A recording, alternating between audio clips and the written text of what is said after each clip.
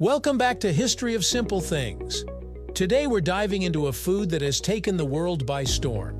It's elegant, colorful, and often seen as a symbol of Japanese cuisine, sushi. But here's the thing. Sushi didn't exactly start in Japan the way we think of it today. Its origins are older, messier, and honestly, pretty surprising. So, how was sushi invented?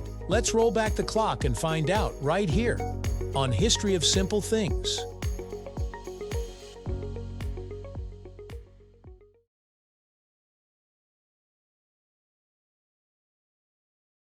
When most people picture sushi, they imagine delicate slices of raw fish sitting on top of vinegared rice, maybe with a little wasabi tucked inside.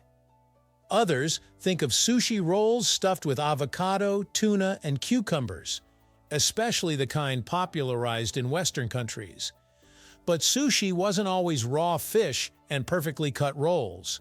In fact, the earliest form of sushi looked and tasted nothing like what we eat today.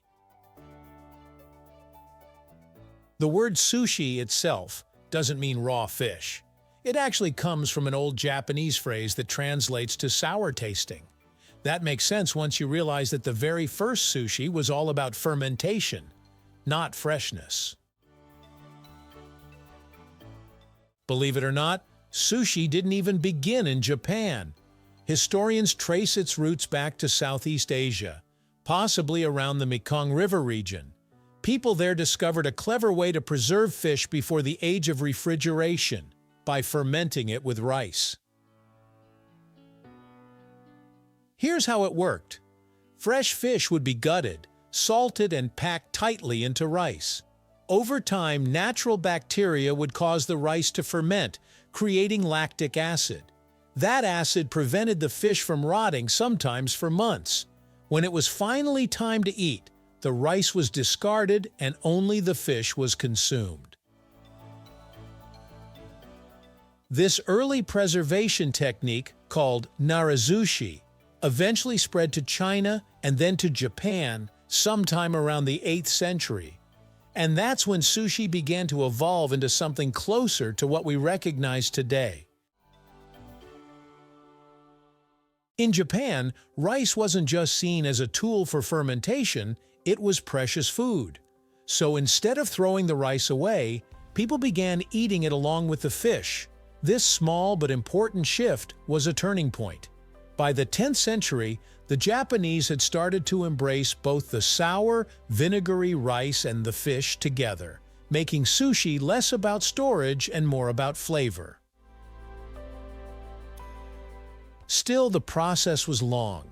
Fermentation could take months, even years depending on the method. That meant sushi wasn't exactly a quick meal. It was more of a seasonal delicacy, tied to tradition and patience. As Japan's culture and technology advanced, so did sushi.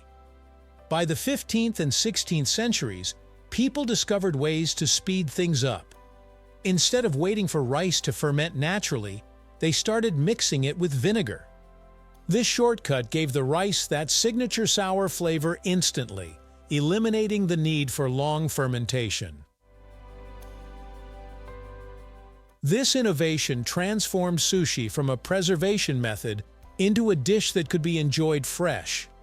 The vinegar not only flavored the rice but also helped keep the fish safe to eat for longer.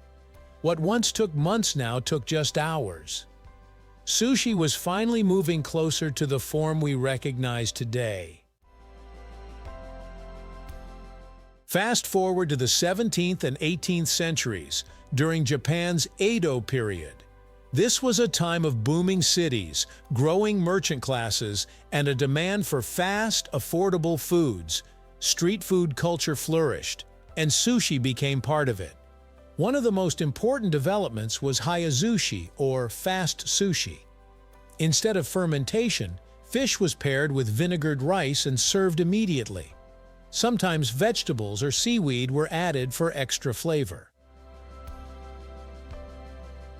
But the biggest breakthrough came in the early 19th century, thanks to a man named Hanaya Yohei. He's often credited as the inventor of modern Nigiri sushi. Yohei started selling hand-pressed bites of vinegared rice topped with slices of fresh fish. Unlike the old methods, his sushi could be prepared and eaten on the spot, perfect for hungry city dwellers. Yohei's idea spread quickly through Edo, modern-day Tokyo. It was street food, fast food, and fine food all rolled into one. Nigiri sushi became wildly popular, and in many ways this was the birth of the sushi we know today. Sushi remained mostly a Japanese delicacy until the 20th century.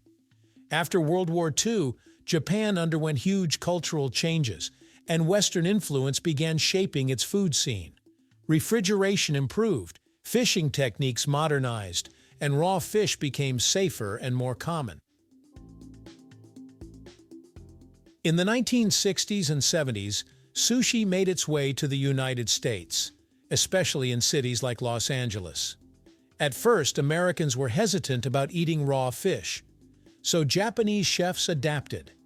They created rolls with cooked seafood, vegetables, and even fruit. The famous California roll, with crab, avocado, and cucumber, was one of the first Americanized sushi creations.